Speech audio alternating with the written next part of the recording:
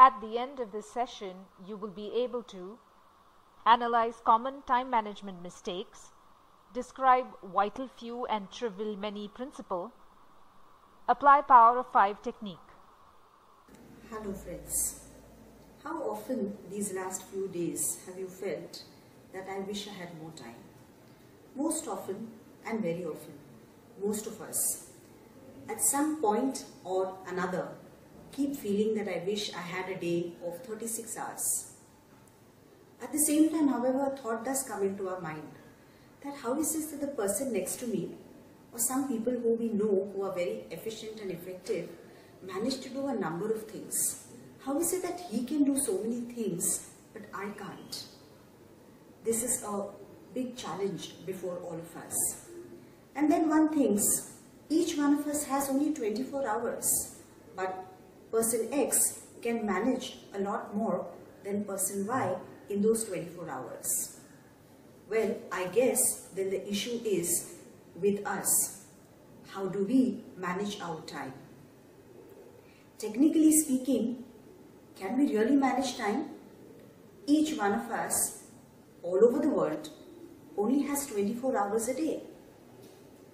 So I cannot change that 24 hours to 36 hours, which means I cannot really manage time. I have to manage myself. Let's look at how to define time management. Time management is a set of skills. It's a set of skills, strategies, tools, techniques that you use when you want to achieve certain tasks, certain activities, and you want to accomplish your goals. Why do we need time management? We need time management in order to enhance our productivity, in order to achieve our goals, in order to ensure that we are able to achieve to our optimum potential. Time management, so, is nothing but an ability to plan, organize, monitor and control all the activities and tasks that we have planned in order to accomplish our goals. It's simply a way of being able to do a lot more within the 24 hours that have been given to us. There are a number of theories that have been put forth, or a number of concepts that have been put forth by different experts on time management. The question is, when did we start thinking about managing time? Well, it all began after the Industrial Revolution or during that time when the different management theories came into existence. Frederick Taylor put forth different management theories, and along with that came up the concept of time management. And this came up because it was a big challenge as to how do we measure the productivity of the white-collared worker, which is a challenge for us even today. That how do I measure productivity of officers, of executives, of CEOs, of COOs who are doing a number of tasks and everything cannot be measured? How do I help them to achieve more? How do I help them to accomplish goals? And how do I measure their productivity so that they can enhance their productivity? This is when the concept of time management came in. So it was simply to help people enhance their productivity, achieve more goals, work smarter. Academic leader Neil Shipman put forth this concept of time management. He says time management is nothing but self-management. It's about being aware of yourself. It's being aware of your habits. It's being aware of what is it that you want to achieve. It's about how you're going to be able to control it. The question is, can we manage time or can we control time? Well, both. And in order to do that, very often the same skills or the management strategies that we use to manage others need to be put in practice to manage ourselves. What do I mean by this? I simply mean that you plan, organize, monitor and control. Plan all your activities that you have set out to do for the day or for the week or for the month. Organize them, which means structure them. Put them in different time slots. Monitor them. What do I mean by monitor? Monitor means keep checking back and forth whether you're on the timeline that you have set for yourself. And then control. When I say control, it means in a positive way. So before you kind of go out of sync with the time that you've planned for yourself, hold back, cut down on some activities, and then move forward. So the same set of skills that we use to manage others, we're going to use to manage ourselves, so that we're going to be able to manage time better. There are other theories also which have been put forth by different experts on time management. So time management is something that's going to help us to improve our personal efficiency and help also improve our personal effectiveness. What one needs to do is being able to manage interruptions. You have to be able to manage the time wasters, be able to manage the non-productive activities. When I say non-productive, activities that really don't give you any results that are going to help you to accomplish your goals or the activity that you've set out to do. In the year 1906, Italian economist Vilfredo Pareto put forth a mathematical formula to explain the distribution of wealth, rather the unequal distribution of wealth. And he said that 20% of the people owned 80% of the wealth. Later on, in US, Dr. Joseph Juran also came up with the principle of vital few, trivial many, which means 20% of what we do is vital and 80% of trivial. If we tend to apply this principle to everything in our lives, we'll find that 20% of our unfocused work leads to 80% of inefficient work. On the other hand, if I achieve 20% of focused work, I'm able to achieve productive work which is equal to 80%. 20% of my problems are caused by 80% of the people. It also works the other way around, that 20% people produce 80% results. So it's very important for us to actually analyze that where do I spend 20% of my time and where do I spend 80% of my time. This principle came up to be known later as the Pareto principle, the 80-20 principle, the vital few and the trivial many. Friends, I would appeal to you to really analyze your 20% and your 80% of the time. In doing so, you will find that your productivity is enhanced, your professional reputation will increase, improve, because you're going to be able to manage your time better. You'll be able to achieve your career goals and your life goals also. Failing to do this, you're going to be left with a lot of high stress because you're never going to be completing your task on time, your activities on time. You're also going to feel very inefficient. There's going to be a lot of anxiety because you're not able to achieve what you've set out to achieve. There's going to be loss of precious time. Therefore, it's important for each one of us to really apply the 80-20 principle into our daily lives. We tend to make a lot of mistakes when it comes to managing time. What are these 10 mistakes that we tend to make? First and foremost, most of us fail to prepare a list of things that I want to do during the day or during the week. I fail to prioritize. Very few of us set personal goals. And this then results in not being able to make use of our time appropriately. Because to begin with, I don't know what I have to do and in how much time I have to accomplish this. Another important aspect is not prioritizing. Not prioritizing what is it that I have to do first, what is it that I have to do next, and what can be left to the last. Another big challenge before us is managing interruptions, managing distractions. We need to remember that whenever we are in the midst of doing something very, very important, be it a research work that you're doing, whether you're reading something, whether you're in the midst of a meeting, or you're coming up with some creative idea in a brainstorming session, whenever you're interrupted, the person who interrupts you is going to make it seem that his or her job or your intervention that is needed in his or her work is very, very important. It is for you to be able to decide whether this is really the priority, whether it is an urgent and important task that you need to do or it can wait.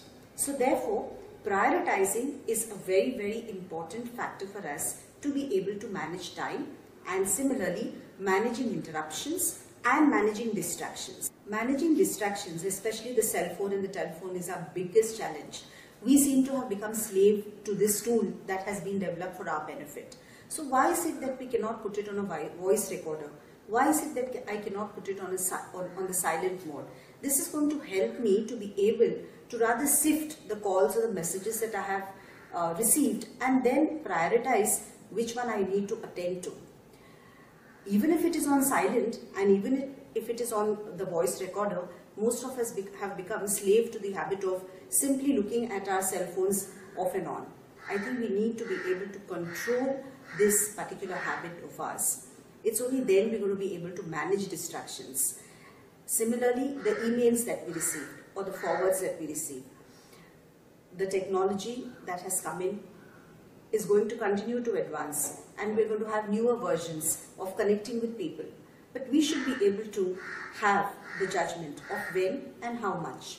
It's only then that we're going to be able to manage time.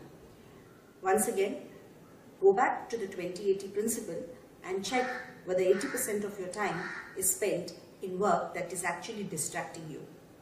Remember, the biggest culprit of managing or mismanaging your time are other people. So we looked at the mistakes that we make. The first, I'm going to enlist that again, failing to keep a to-do list, not able to set your personal goals, not able to prioritize, unable to manage your interruptions, unable to manage your distractions. The fifth mistake that we make is procrastination. And we fall prey to this procrastination, most of us. What is procrastination? Procrastination is nothing but simply putting off for tomorrow what I should do today. And then your work and your tasks keep getting piled on to a level where then it comes to crisis management. The other aspect of procrastination is each one tends to feel that if I have about 6 projects that I have to do, I have to take on a project and complete it to the end. That's not how it is. You can definitely start each project, prioritize which is the one that you need to complete first, then go on to the next one, but start working on each of the projects little by little. The more you put them off for the last minute, the more you're going to have a challenge of managing the time and managing to effectively and efficiently finish that project in time. So procrastination is another mistake that we do. There are some of us who love to be busy. We thrive on busyness. We keep telling people that we're busy, and somewhere we conditioned our mind to say that I'm very, very busy. But I'm never taking time to look at what is it that keeps me busy and can I reduce the busyness. Busyness for some time can be fine, but over a period of time is going to add to your stress and is going to take away precious time away from you. The next mistake that we make is we taking on too much. We take on too much because we go feeling that I am going to be able to manage this. But remember, we are talking about feelings. We're not thinking in the right manner. If I think, then I'm going to be able to analyze how much time do I actually have. Am I going to be able to take on task X, Y, Z that I have taken on? Or am I not going to be able to do my previous task efficiently if I take on additional tasks? So therefore, we need to look at that, am I matching the potential and my time along with the number of tasks and activities that I am indulging in. So taking on too much is also a mistake that we make. Sometimes we pride ourselves in multitasking. Multitasking is fine, but multitasking can also lead to unproductive results. I have a very good friend of mine who loves to write her emails while she is busy on the phone. She thinks she is achieving a lot in 40% of her time. But when a performance measurement was actually done and one analyzed how she's spending her time and it was compared to the productivity of work, one finds that most of the emails and the letters that she writes are full of errors. So here, friends, multitasking may not always help. it may help sometimes. So this is one area that you need to reflect on, that are you multitasking? The other common mistake that we make is ineffective scheduling of time.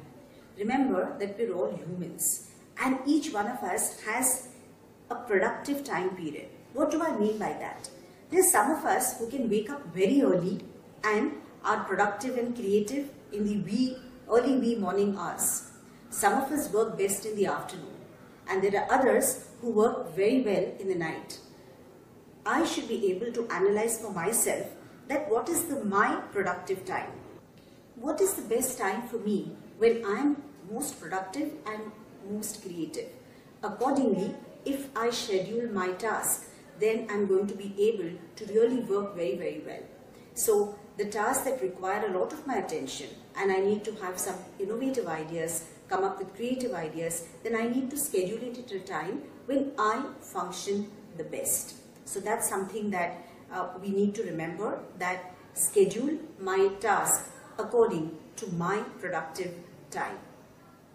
Most of us spend a lot of time either studying or at our professional places.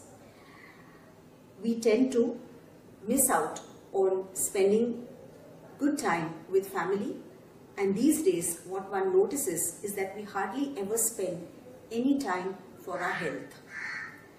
Friends, it's very important for us to take breaks in between. Like I said earlier, we are humans and we need every hour. If I'm able to take a 10-minute break, it helps me to refresh my mind, it helps me to rejuvenate. So breaks can be taken even when you're working. Throughout the day, you cannot be 8 hours at a stretch working continuously. You definitely need to be taking a break every 1 hour. If you don't, what's going to happen is that you're going to do your work, but the results may definitely or always not yield quality. So the common pitfalls that need to be avoided is not taking on too much, multitasking, to be able to say no to people. That's another big challenge or the mistake that we make, that we're not able to say no to people. This is where each one of us needs to be able to communicate well, to be assertive and make sure that other people don't cut into your time or impinge upon your time. The ability to say no is very, very important. We're not saying no to the person, we're saying no to the task. This is a difference that most of us should be able to make, and that's going to help us to manage our time better. Not taking breaks is not going to help us to deliver qualitative work. Therefore, we definitely must be able to take our breaks. We must be able to schedule our task according to my productive and creative time. There are some strategies and techniques which one can use in order to be able to manage time better. But like I said earlier, most of it is about managing self. Most of it is about whether I'm able to overcome procrastination, whether I'm able to prioritize, whether I'm able to say no to people assertively. However, there is a very interesting tool which has been developed by Dr. Stephen Covey. Dr. Stephen Covey has given us a very interesting tool, an urgent and important tool to be able to deal and manage our time better. In his book, 7 Habits of Highly Effective People, he has put forth the time matrix. What does the time matrix tell us? How does the time matrix help us? Let's take a look at this. Time matrix is a tool which is going to help us to manage our time better. What does it consist of? It consists of 4 quadrants. Quadrant 1 consists of urgent and important. Quadrant 2 is urgent, not important. Quadrant 3 is not urgent but important, and quadrant 4 is not important and not urgent. All we need to do is make a list of the things that we do or we need to do and put them in these 4 quadrants. So urgent and important is something that we deal on a daily basis. There are some things that we cannot foresee, so therefore we definitely need to leave some time aside for issues or situations that may arise on the spot on a daily basis. There are some tasks that we put off till the last minute. That's fine, as long as we know that we have to allocate time for this. We cannot avoid urgent and important. What we need to do is to be able to control it and spend minimum time in this quadrant. Quadrant 2 is not urgent but important. This is the quadrant where each one of us needs to spend maximum time. That's where setting personal goals or prioritizing is going to help us. What do I mean by that? If I have a project which is coming up 2 months from now, I need to begin work on it from day 1. So what happens is that this is important but it's not urgent. If I don't begin work on it, what happens? Then I put it off till the second month, the month that I have to do it arrives, and then it no longer stays on the not urgent but important, but it shifts to urgent and important. We need to make sure that we stay in the second quadrant, and that is, it's not urgent and it's important. Try it out. It's really going to help you. This is something that I've tried and it works very, very beautifully. It's something that helps you to manage a lot more things than you are probably managing currently. It will help you to feel very good about yourself also, because then you have a lot more spare time to do additional work on the particular task, activity or project that you have set out to do. If not, then you're going to put all of it together in the last minute and you're not going to be happy with the quality of work that comes out. The third quadrant is urgent and not important. Remember, this is where the distractions and the interruptions happen. This is where we tend to make our mistakes. The other person will always make sure that he or she, if he wants your time, gets your time. And therefore, they are going to make it seem that the task that they have to accomplish with your intervention is something very, very urgent. On your list, it's not on a priority list. But what happens is that you give in to people's pressure and you leave your task and set your task aside and go and help them complete their work. And this is where your time then tends to be missed. You tend to miss your deadlines, or you tend to be able to not manage your time effectively. You cannot always avoid these things, friends, but you can at best control it. Why are we doing all this? If you look at, you may immediately not implement all of this, but it's important for me to bring it to your conscious level. That, all right, which quadrant am I on most of the times? If most of the times you're in quadrant 2, then you're going to be successful. But if most of the time you're in quadrant 1, which is urgent and important, then take a look at the fact that are you constantly firefighting? And if you want to make a change, you want to make a difference, then you'll have to shift yourself to quadrant 2. And you'll have to definitely control the time that you spend in quadrant 3, which I just mentioned is as urgent but not important. The fourth quadrant is not important and not urgent. This is where procrastination happens. What do I mean by that? I mean, sometimes we take a break after a day's work and tell ourselves that I'm just going to watch television for half an hour. But that half an hour goes on to 1 hour and then probably even 2 hours. So what you actually planned for half an hour is now gone to 2 hours, and then you tend to be too lazy to get up and change your schedule. So it's not important, it's not urgent, but you're spending a lot of time in that. I have had teachers, friends, colleagues tell me that this is where the challenge is, on the not urgent and not important ones. Or you tend to have this compulsive need within you to immediately reply to a phone call.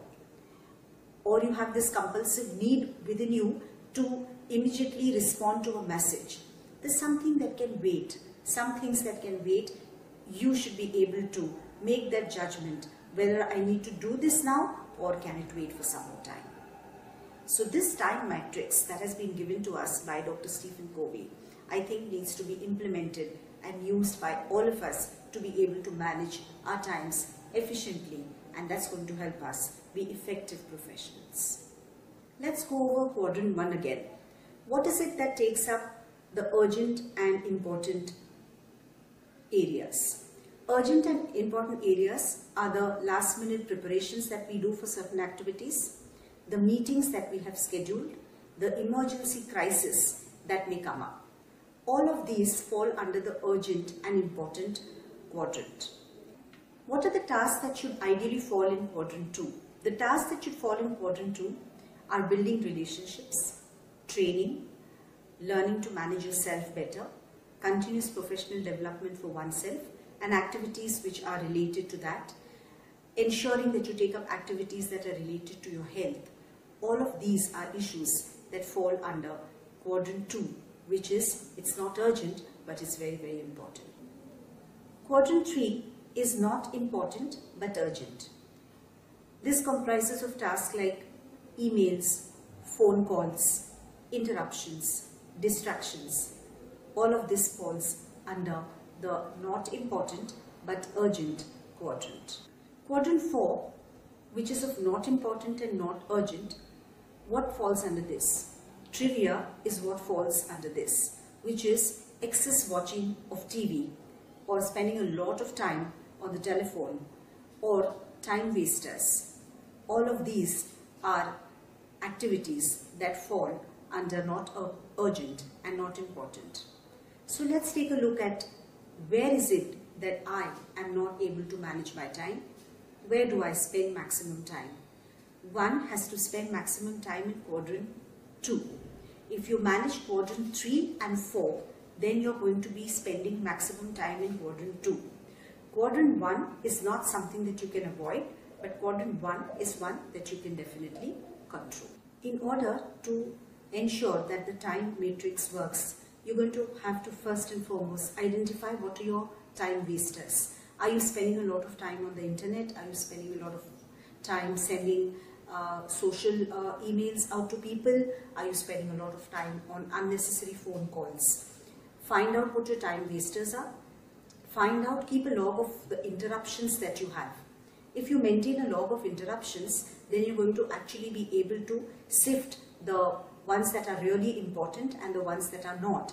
You'll also be able to find out who are the people or what are the things that take up your time through these interruptions. So in order to work and ensure that your time matrix works, you're going to be able to first know yourself.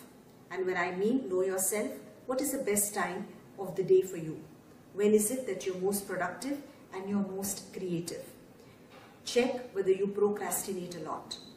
Prioritize, organize and schedule all the activities in a to-do list and then put it in a time matrix, and I'm sure that you're going to be able to manage your time effectively and you're going to be able to balance your life better if you ensure that you have a to-do list, you prioritize, you know which quadrant that you spend your maximum time on and how you're going to be able to control the time wasters that you kind of indulge in at the moment. In order to balance your life better and lead a stress-free life, you're going to be able to identify your enemies of time if you actually enlist all of the things that you do in a day and then put them in the quadrants, and also find out your interruptions and your time wasters. Each one of us has to balance our time. The buck stops with me, or I am responsible for how I spend my time. Nobody else is going to be able to help me. So friends, identify the enemies of time. Another very important thing is delegate. We tend to want to do everything ourselves because we have this feeling that I'm going to be able to do this particular task or activity the best. I'm not sure about the other person's ability. Trust other people to help you. Trust other people to support you. Delegation will help you to achieve a lot more than you are currently achieving. Some daily scheduling tips that you need to follow. As soon as you achieve the task that you've set out to do and in the timeline, give it a tick, and at the end of the day, write your log. Very few of us write our daily log to see how much we've achieved and how much we've accomplished. It gives us a feeling of success. Rather than leaving your workplace or leaving home with a heavy heart, thinking that there's a lot more that you have to do, it would be a good idea to see how much you've done. So be positive about it and ensure that you make a list for tomorrow. At the end of the day, always make a list of things that you want to do tomorrow, and that's definitely going to help you to feel successful and to be able to achieve a lot more. You know, friends, very often we are very harsh on ourselves because we've not been able to do a list of activities, tasks that we've set out to do. But it's important to reward ourselves. So if I've managed my time well on a particular day, let me pat myself on the back and be gentle on yourself. That's going to be able to reduce your stress and anxiety and plan better. Remember, those who make the worst use of their time are the first ones to complain of its shortness. Let's try and use another strategy called the power of 5. The power of 5 is simply enlisting 5 things I will start doing from today, 5 things I will stop doing from today, and 5 things I will continue to do. All the best, and I hope you're going to be able to manage your time well with the tools and techniques that we've gone through today. Remember that people who complain the most about not having time are the ones who waste their time a lot. So let us not be in that category. Let us mind time. We have only 24 hours a day.